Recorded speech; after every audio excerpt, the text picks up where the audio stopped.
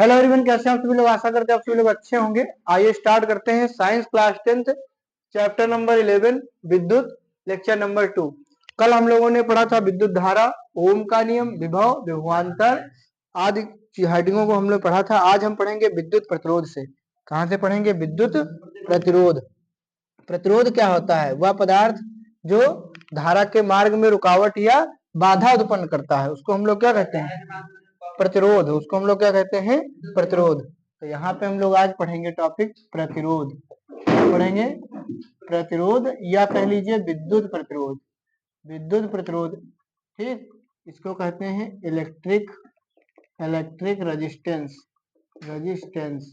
तो ये हो गया हमारा प्रतिरोध। प्रतिरोध किसको कहते हैं? वह चालक का वह गुण जो धारा के मार्ग में रुकावट या बाधा उत्पन्न करता है। यहाँ लिखेंगे किसी चालक का वह गुण, किसी चालक का वह गुण। चालक का मतलब देखो, पदार्थ होते हैं तीन प्रकार के: चालक, कुचालक, अर्धचालक। तो चालक का मतलब होता है जिनमें धारा प्रवाहित हो जाती है। कुचालक का मतलब जिसमें बिल्कुल धारा नहीं प्रवाहित होती है। अर्धचालक का मतलब जिसमें कम कम प्रवाहित होती है। किसी चालक का वह गुण जिसके कारण किसी चालक का वह गुण जिसके कारण धारा के मार्ग में रुकावट या बाधा उत्पन्न होती है, उसे प्रतिरोध कहते हैं।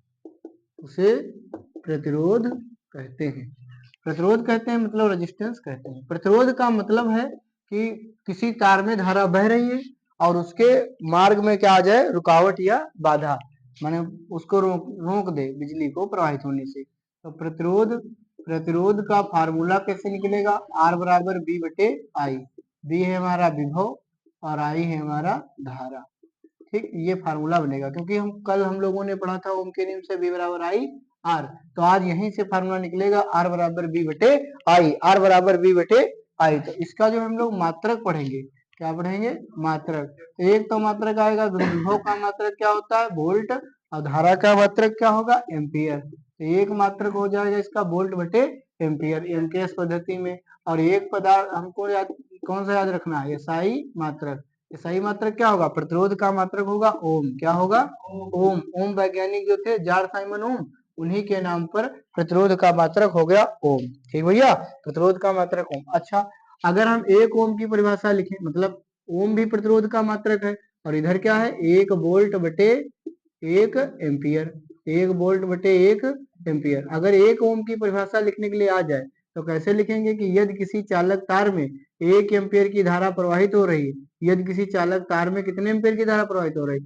1 एम्पियर की। और उनके, जैसे ये कोई चालक तार है, इसमें 1 एम्पियर की क्या प्रवाहित हो रही है? धारा। 1 एम्पियर की धारा प्रवाहित हो रही है। और इस चालक के सिरों A और B, सिरों के बीच विभव कितना है? विभवांतर कितना है? 1 वोल्ट।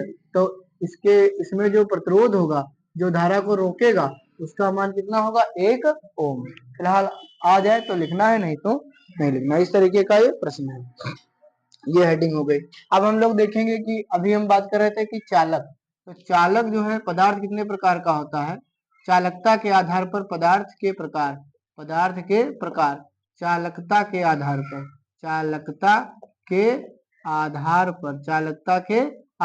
पदार्थ के प्रकार। पदार्थ होते हैं 3 प्रकार के। एक होता है चालक, एक होता है कुचालक और एक होता है अर्धचालक। कुचालक को ही हम लोग अचालक के नाम से भी जानते हैं और इसको कहते हैं अर्धचालक। चालक का मतलब वे पदार्थ जिनसे बिजली आसानी से प्रवाहित हो जाती है। वे पदार्थ जिनमें या जिनसे बिजली या विद्युत धारा, जिनसे विद्युत आसानी से प्रवाहित हो जाती है,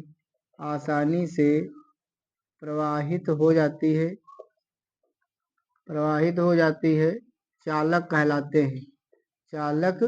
कहलाते हैं। चालक का मतलब क्या है? जिनसे बिजली आसानी से प्रवाहित हो जाए। जैसे लोहा हो गया है ना, लोहा है, तांबा है, चांदी है। सबसे अच्छा चांदी है, तांबा हो गया ना, कॉपर। चांदी है, सोना है, ठीक, इनसे सबसे, तो ये हो गए सब क्या आपके हो गए चालक, एल्युमिनियम भी।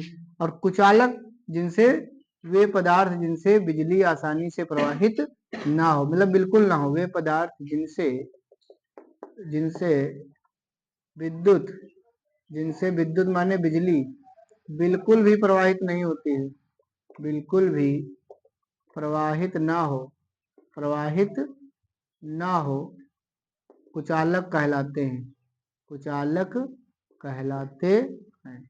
कुचालक का मतलब समझ गए भैया, जैसे कुर्सी हो गई है ना, बताइए कुर्सी है, कुर्सी से बिजली प्रवाहित होगी नहीं, सूखी लकड़ी, प्लास्टिक, ठीक, पेन, इनसे सबसे भी बिजली प्रवाहित नहीं होगी। अर्धचालक, अर्धचालक वे पदार्थ जिनसे वे पदार्थ जिनकी चालकता जिनकी चालकता चालकों से कम, चालकों से कम मतलब चालक के इतना नहीं धारा प्रवाहित होगी, लेकिन कुचालकों से ज्यादा होती है, कुचालकों से ज्यादा होती है।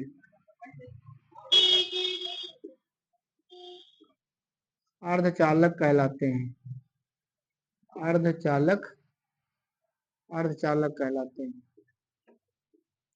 ठीक भैया, अर्धचालक कौन होते हैं? जैसे जर्मेनियम, जैसे जर्मेनियम, जी और सिलिकॉन, जर्मेनियम है, सिलिकॉन है, एसआई आदि 8 होते हैं अर्धचालक, उपधातुएं मान लीजिए इनको। ठीक भैया, साथ में हम लोग देखेंगे चालक वे पदार्थ होते हैं जिसमें मुक्त इलेक्ट्रॉन, जिसमें क्या पाए जाते हैं? मुक्त इलेक्ट्रॉन खूब ढेर सारे पाए जाते हैं। कुचालकों में मुक्त इलेक्ट्रॉन नहीं पाए जाते, अर्धचालकों में कम मुक्त इलेक्ट्रॉन पाए जाते हैं। ठीक भाई, धारा तो तभी प्रवाहित होगी जब उसमें क्या होगा? इलेक्ट्रॉन होंगे। धारा कब प्रवाहित होगी? जब उसमें इलेक्ट्रॉन होंगे। और इलेक्ट्रॉन क्या होगा? चालकों में सबसे ज्यादा इलेक्ट्रॉन, कुचालकों में बिल्कुल नहीं, अचालक में कम। जैसे मैं अगर डायग्राम से देखूं तो ये हो गया मान लो चालक, तो चालक में खूब इलेक्ट्रॉन भरे होंगे इसमें, ठीक, ये हो गया चालक में। और कुचालक में बिल्कुल भी नहीं, और अर्धचालक में कहीं यहाँ तो कहीं वहां, दूर दूर, समझ गए? ये हो गया चालक, ये हो गया कुचालक, और ये हो गया अर्धचालक। चित्र के माध्यम से ही बता दिया। ठीक, इसमें मुक्त इलेक्ट्रॉन ज्यादा रहेंगे, इसमें कम रहेंगे, इसमें बिल्कुल नहीं रहेंगे। तभी इसमें बिजली, क्योंकि बिजली प्रवाहित कराता कौन है? इलेक्ट्रॉन। क्योंकि जब इलेक्ट्रॉन चलेंगे ए से बी की ओर तो धारा चलेगी बी से ई की ओर, ए की ओर। जब इलेक्ट्रॉन ही नहीं रहेंगे तो धारा भी नहीं प्रवाहित होगी। चालक माने कंडक्टर, इसको अंग्रेजी में कहते हैं कंडक्टर्स। ठीक, और कुचालक को कहते हैं इंसुलेटर्स, इंसुलेटर्स, और अर्धचालक को कहते हैं सेमी कंडक्टर्स, सेमी कंडक्टर्स अर्धचालक। तो चालक, कुचालक, अर्धचालक, ये भी हम लोगों ने सीख लिया। इसको नोट करो जल्दी से, आगे बढ़ेंगे। ठीक, अभी हम लोग प्रतिरोध पढ़ रहे थे। क्या पढ़ रहे थे? प्रतिरोध। अब हम लोग देखेंगे कि जो प्रतिरोध है वो किन किन कारकों पर निर्भर करता है। तो यहाँ पर लिखेंगे किसी चालक तार का प्रतिरोध, किसी चालक तार का प्रतिरोध निम्न कारकों पर निर्भर करता है, निम्न कारकों पर निर्भर करता है। किसी चालक तार का प्रतिरोध निम्न कारकों पर निर्भर करता है। पहला, चालक तार की लंबाई पर, चालक तार की लंबाई पर, यानी लंबाई के समानुपाती होता है। चालक तार की लंबाई के समानुपाती होता है, माने चालक तार का जो प्रतिरोध है वो लंबाई के होता है समानुपाती। समीकरण 1। दूसरा, एक तो ये हो गया। दूसरा, चालक तार के अनुप्रस्थ काट के क्षेत्रफल, अनुप्रस्थ काट के क्षेत्रफल, अनुप्रस्थ काट के क्षेत्रफल के व्युत्क्रमानुपाती होता है, व्युत्क्रमानुपाती होता है। माने ये जो प्रतिरोध है ये अनुप्रस्थ काट के क्षेत्रफल के व्युत्क्रमानुपाती होता है। ठीक भैया, दो चीजों पर ये निर्भर करता है, और पदार्थ के प्रकृति पर भी निर्भर करता है। पदार्थ के प्रकृति पर भी।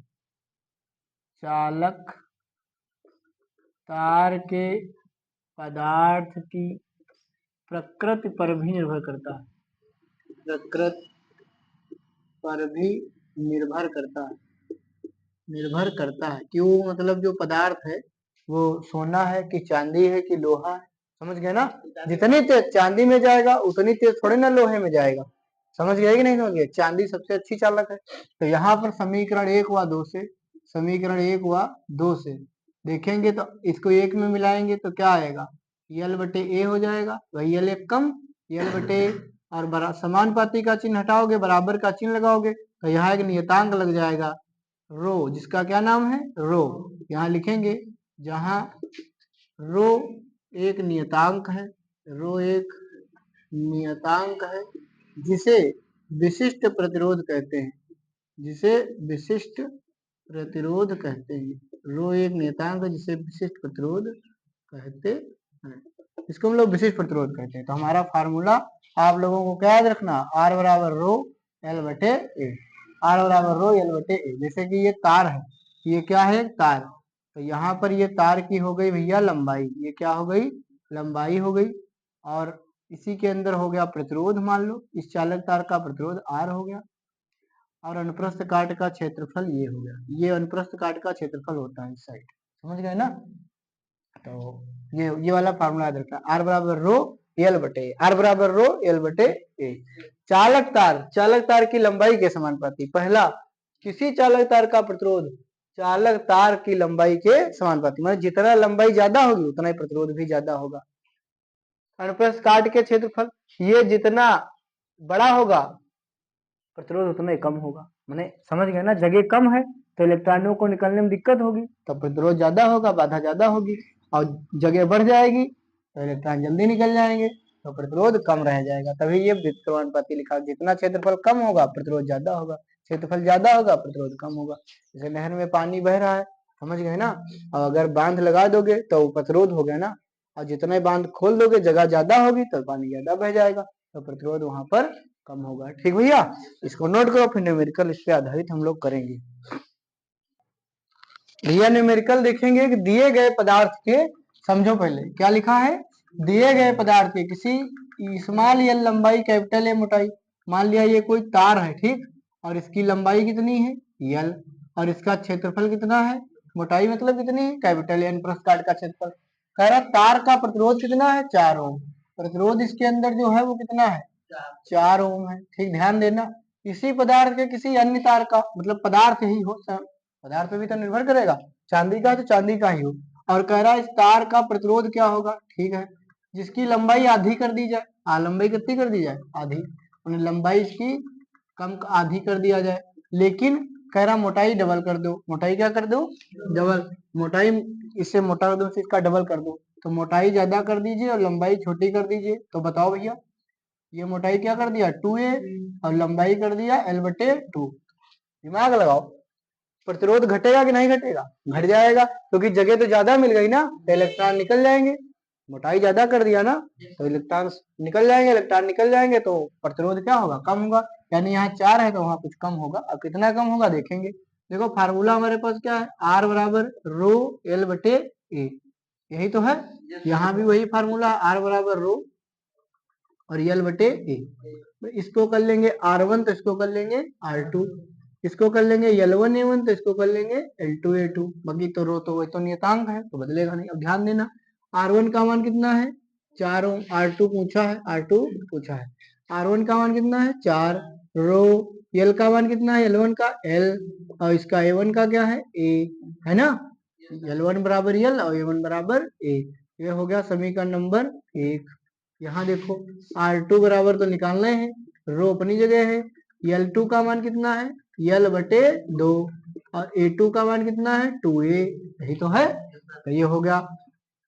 अब देखो दो दूनी कितना हो गया 4, दो दूनी 4, यानी 1 बटे 4 अलग कर लो तो बचेगा क्या रो और L बटे A, यही तो बचेगा, और ये चीज यही तो यहाँ पे लिखा है रो L बटे A, तो इसकी जगह हम कितना लिख सकते हैं 4, तो यहाँ लिख देंगे समीकरण 1 से, समीकरण 1 से R2 बराबर 1 बटे 4, और यहाँ इतनी की जगह कितना लिख सकते हैं रो L बटे की जगह 4, तो 4 से 4 कट गया तो प्रतिरोध कितना आ गया 1 ओम। प्रतिरोध कम पड़ा कि नहीं कम पड़ा, समझ में आया, लगा दो।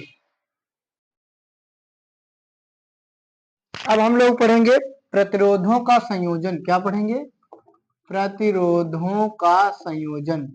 प्रतिरोधों का संयोजन, संयोजन माने क्या होता है, जुड़ना। किस किस तरीके से हम लोग प्रतिरोधों को जोड़ सकते हैं। पहला है श्रेणी क्रम संयोजन। कौन सा क्रम है, श्रेणी क्रम संयोजन। दूसरा है समांतर क्रम संयोजन। तो हम लोग पहले पढ़ेंगे सीरीज कॉम्बिनेशन और फिर पढ़ेंगे पैरेलल कॉम्बिनेशन। ठीक, सीरीज श्रेणी क्रम संयोजन। इस प्रकार के संयोजन में प्रतिरोधों को श्रेणी क्रम में कैसे जोड़ते हैं, एक प्रतिरोध का दूसरा सिरा, दूसरे प्रतिरोध का, इस तरीके से देखो, पहले प्रतिरोध का दूसरा सिरा, ये दूसरा सिरा हो गया है ना, पहले प्रतिरोध का दूसरा सिरा, दूसरे प्रतिरोध के पहले सिरे से, और दूसरे प्रतिरोध का दूसरा सिरा तीसरे प्रतिरोध के पहले सिरे से। ठीक, इस तरीके देखो, ये पहला प्रतिरोध है, इसका ये पहला सिरा दूसरा सिरा, ये दूसरा प्रतिरोध है, इसका पहला सिरा दूसरा सिरा, ये तीसरा प्रतिरोध है, इसका पहला सिरा दूसरा सिरा। ऐसे हम कितने भी जोड़ सकते हैं, समझ गए, लेकिन हम यहाँ पर सिर्फ तुमको 3 जोड़ के दिखाएंगे। ठीक, तो देखो यहाँ पर 2 जोड़ के, पहले दो ही देख लो, या 2 देख लो, या 3 देख लो, इसमें कोई 2 को देख लो, ठीक, या 3 को देख लो, 2 को देख लो, पहले किसको देख लो, 2 को ही देख लो। किसको देखोगे बताओ भैया, बताओ कितने को देख लोगे, 2 को देख लो चाहे 3 को। तो जोड़ तो इसमें कितने भी सकते हो, 2 3 4 5 4 इतने जोड़ो। तो इस तरीके से मतलब लाइन टू लाइन जोड़ते चले जाओगे, 3 4 जितने तुमको जोड़ना है जोड़ लो। ठीक, अब इसमें क्या है, माना 3 प्रतिरोध श्रेणी क्रम में जोड़े गए हैं। अब इसमें कितनी धारा प्रवाहित हो रही है, आई। कितनी धारा प्रवाहित हो रही है, आई। इनके बीच विभव क्या होगा, V1, यहाँ तक इसके बीच V2 और इसके बीच V3।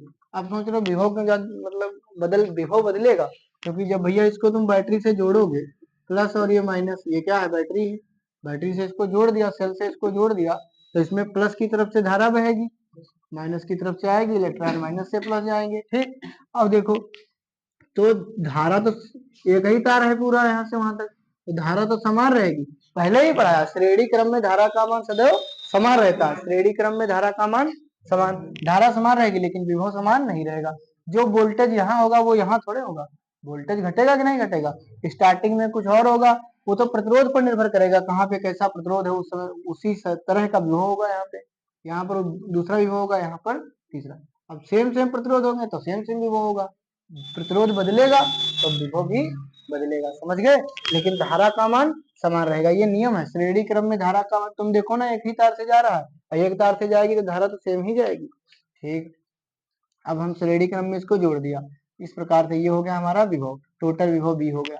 श्रेणी क्रम में धारा का मान समान होता है, तो यहाँ पर हम लोग देखेंगे तो V1 बराबर क्या होगा, IR1। V1 बराबर क्या होगा, ओम के नियम से, देखो ओम के नियम से, ओम के नियम से, ओम का नियम क्या है, B बराबर IR, B बराबर IR, तो B1 बराबर क्या होगा IR1, क्योंकि I तो सेम ही बह रही है, R1। इसी प्रकार B2 बराबर क्या होगा IR2, और V3 बराबर क्या होगा IR3, है ना। और कुल विभव कितना है, कुल विभव B बराबर B1 plus B2 plus B3, यही तो लगाओगे भाई, ये यही विभव तो तीनों जगह बट गया है, एक विभव ही तो 3 जगह बट गया है। B1 B2 B3 जोड़ोगे तो इतना ही तो आगे, 6 वोल्ट की बैटरी होगी, तो हो सकता है 2 हो तीनों में, हो सकता है यहाँ 3, यहाँ पर 2, यहाँ पर 1 हो, यहाँ पे 4 हो, यहाँ पर 1 हो, यहाँ पर 1 हो, तो इस तरीके से मतलब 6 वोल्ट की बैटरी, तो 6 ही वोल्ट तो यहाँ होगा पूरा, किसी के पास कम किसी के पास ज्यादा, वो तो प्रतिरोध पर निर्भर करेगा। तो B बराबर क्या फार्मूला लगाओगे IR, अब B1 बराबर क्या लगाओगे IR1, B2 बराबर IR2, B3 बराबर IR3, और I ले लो सब जगह से क्या कॉमन, सेम है ना, तो बचेगा R1 plus R2 plus R3, आई से आई कैंसिल, तो R बराबर क्या फार्मूला आ गया R1 plus R2 plus R, मतलब अगर इसमें 100 होते तो 100 तक जोड़ते चले जाते। सबको जोड़ देना कितना आसान है, श्रेणी क्रम में प्रतिरोधों का जोड़ना कितना आसान है, जितने प्रतिरोध है सबको जोड़ दो, बात खत्म। जितने प्रतिरोध हैं सबको जोड़ दो, बात खत्म हो गई, मतलब टोटल आ गया श्रेणी क्रम में। ठीक, लगा लो इसको, तुल्य प्रतिरोध आ गया। करते हैं दूसरा, प्रतिरोधों का संयोजन, समांतर क्रम संयोजन। समांतर क्रम, इस प्रकार के प्रतिरोधों, मतलब इस प्रकार के संयोजन में प्रतिरोधों को हम इस प्रकार जोड़ते हैं कि सभी प्रतिरोधों का, मतलब जितने तुमको प्रतिरोध जोड़ने हैं, समझ रहे हो भैया, जितने भी तुम्हें क्या जोड़ने हैं, प्रतिरोध जोड़ने हैं, उनका एक सिरा किसी एक संधि बिंदु से तथा दूसरा सिरा किसी दूसरे संधि बिंदु से, जैसे इसका एक जगह जोड़ दिया R1 R2 R3, एक सिरा जोड़ दिया एक जगह, तीनों का पहला सिरा एक जगह जोड़ दिया, तीनों का दूसरा सिरा एक जगह जोड़ दिया, इसके बीच बैटरी कुंजी को अपना बैटरी लगा दो। ठीक, प्लस माइनस, प्लस की तरफ से धारा बहेगी, माइनस से आएगी। अब यहां से देखो भैया आई चलेगी, यहाँ ध्यान देंगे, तो यहाँ जाएगी तो इसमें चली जाएगी I1, इसमें चली जाएगी I2, इसमें चली जाएगी I3। तीन तार है ना, एक तार होता तो आई ही जाती सब जगह, तीन तार थे तो इसमें यही धारा बट गई, I1 I2 I3 में यही धारा बट गई, जैसे ये जा रही होगी 6 एम्पियर की। ठीक, तो इसमें कहीं 3 जाएगी, 2 जाएगी, 1 जाएगी, या 2 2 2 जाएगी। वो तो प्रतिरोध पर निर्भर है, ज्यादा रोकेगा मतलब प्रतिरोध बड़ा होगा तो धारा कम जा पाएगी, और प्रतिरोध कम होगा तो धारा ज्यादा जा पाएगी। फिर ये यही तीनों I1 I2 I3 जुड़ करके फिर आई हो जाएगी, सिंगल तार है ना, फिर जुड़ जाएंगी, फिर इसमें धारा प्रवाहित होगी। तो इसमें भैया विभव का मान क्या रहेगा, समान। तीनों देखो, तीनों एक ही, मतलब दोनों बिंदु के बीच जो जुड़े हैं प्रतिरोध, तीनों एक ही साथ तो जुड़े हैं, तो जो इनके इनके बीच मतलब विभवांतर होगा वही तीनों के भी सेम होगा विभवांतर, एक ही साथ जुड़े हैं ना दोनों, प्लस भी साथ ही पा रहे हैं, माइनस भी साथ ही पा रहे हैं, प्लस भी साथ में पा रहे हैं, माइनस भी साथ ही पा रहे हैं। और उसमें श्रेणी क्रम में साथ में कहाँ पा रहे थे, प्लस माइनस तब वो पा रहा था, तब वो पा रहा था दोनों, इसमें एक ही साथ देखो, प्लस वाली बैटरी से प्लस सब लोग एकदम पा रहे हैं, माइनस भी एकदम पा रहे हैं, तो विभव समान रहेगा, समांतर क्रम में विभव का मान समान रहेगा। ये है बैटरी। अब देखिए यहाँ पर ओम के नियम से, ओम के नियम से, यहाँ ओम का नियम लगेगा, घरों में बिजली जुड़ी होती समांतर क्रम में, है ना, झालर वगैरह लाइट वाली उसमें जुड़ी होती श्रेणी क्रम में। तो बी बराबर क्या होता है ओम के नियम से, आई आर, बी बराबर आई आर, और आई बराबर यहाँ से निकालोगे तो बी बटे आर, ये वाला बी, आई बराबर क्या आएगा, बी बटे आर। अच्छा, तो यहाँ पर हम लोग अगर I1 देखेंगे, I1, I1 जो है तो क्या निकलेगा, बी बटे R1। समझ में आया कि नहीं आया, बताओ, क्योंकि बी तो सेम रहेगा तो बी नहीं बदलेगा। I2 में देखोगे तो ये भी क्या आएगा, बी बटे R2। इसी प्रकार I3 देखोगे तो क्या आएगा, बी बटे R3। और अच्छा, धारा तो हमने क्या होता है, यही धारा तो यहाँ बट गई तीनों, I1 I2 I3, और यही I1 यही I2 और यही I3 जुड़ करके ही तो I बनी, यानी कुल धारा कितनी होगी, यहाँ पे देखेंगे कुल धारा जो आई होगी वो सभी धाराओं को जोड़कर ही होगी, I1 plus I2 plus I3, I1 plus I2 plus I3। अब मान रख दो सबके, I का मान कितना है, B बटे आर, I का मान B बटे आर, I1 का मान B बटे R1, I2 का मान B बटे R2, I3 का B बटे R3। अब B ऊपर से सब में कॉमन ले लो तो क्या आएगा, 1 बटे R1 प्लस 1 बटे R2 प्लस 1 बटे R3, और यहाँ भी B बटे R है तो B एक कम, B कट गया, तो फार्मूला क्या आ गया, 1 बटे R बराबर 1 बटे R1 1 बटे R2 प्लस 1 बटे R3। समझ में आया। अब इसमें समांतर क्रम में सब बटे में रहेंगे और इस तरीके जुड़ जाएगा, इसको नोट करो, फिर न्यूमेरिकल लगाएंगे एक एक। आइए अब हम लोग श्रेणी क्रम पर आधारित एक न्यूमेरिकल देखेंगे, फिर समांतर क्रम पर। पहला देखो, 2 3 ओम 5 ओम के प्रतिरोधों को किस क्रम में जोड़ा गया है, श्रेणी क्रम में।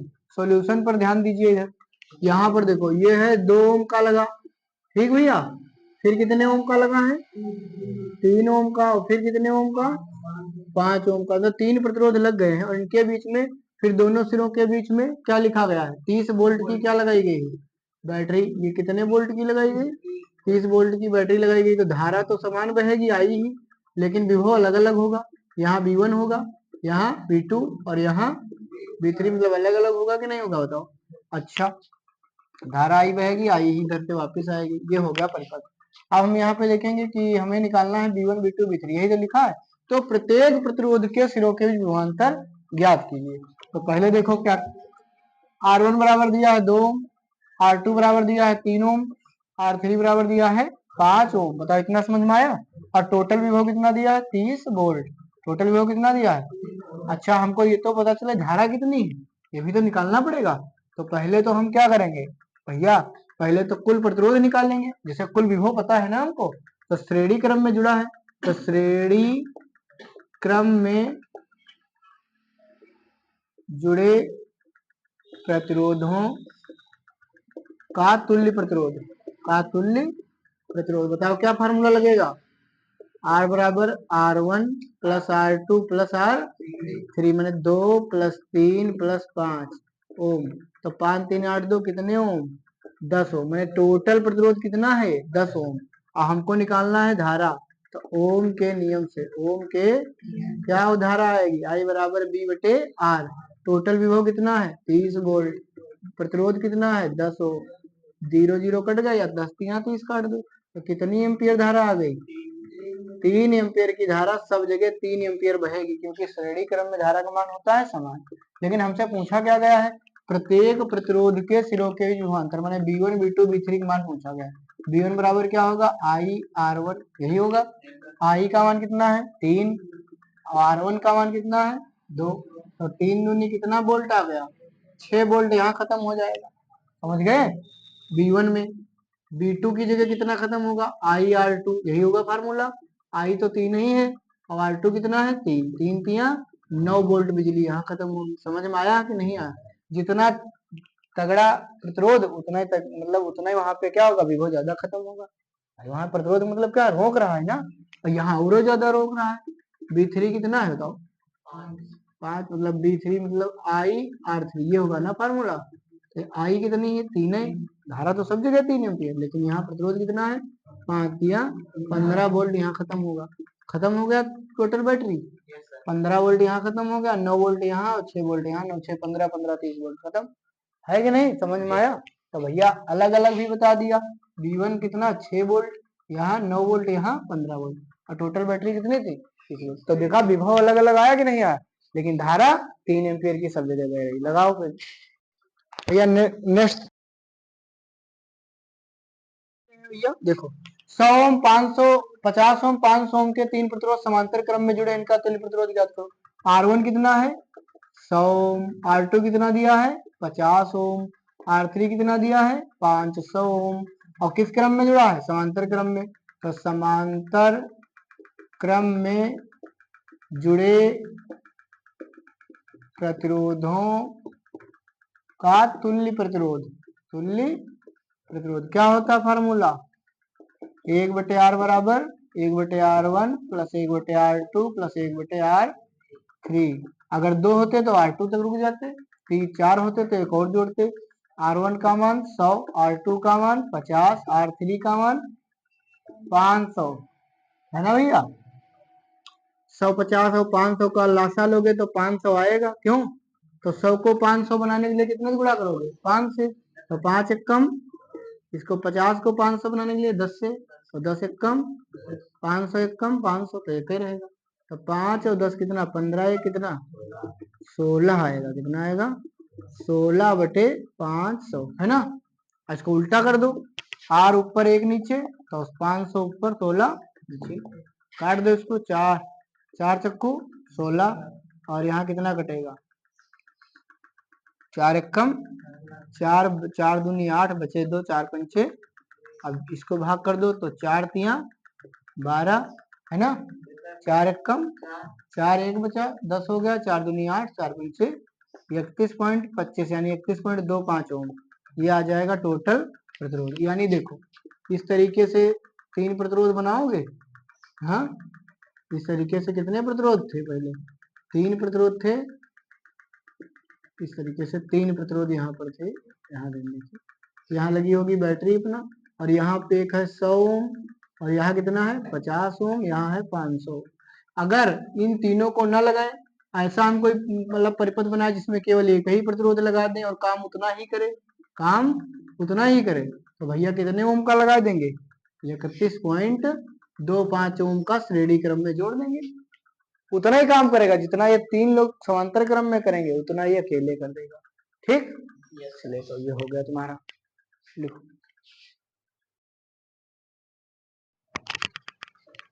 तो इस वीडियो में इतना ही रहेगा, मिलते हैं आपसे इसे लेक्चर नंबर 3 में। लेक्चर नंबर 3 में हम लोग पढ़ेंगे विद्युत धारा का तापीय प्रभाव या ऊष्मीय प्रभाव। उसके बाद हम लोग पढ़ेंगे विद्युत शक्ति और यूनिट पढ़ेंगे किलोवाट घंटा जिसको बोलते हैं, और उस पर आधारित न्यूमेरिकल भी हम लोग करेंगे। और कल इस पाठ का समापन करेंगे, घरेलू विद्युत पढ़ेंगे। ठीक, ये सारी चीजें जो हम इस वीडियो में कवर करेंगे नेक्स्ट वीडियो में। तब तक के लिए आप सभी लोग इस वीडियो को बहुत अच्छा से देखें, लाइक करें, कमेंट करें। धन्यवाद।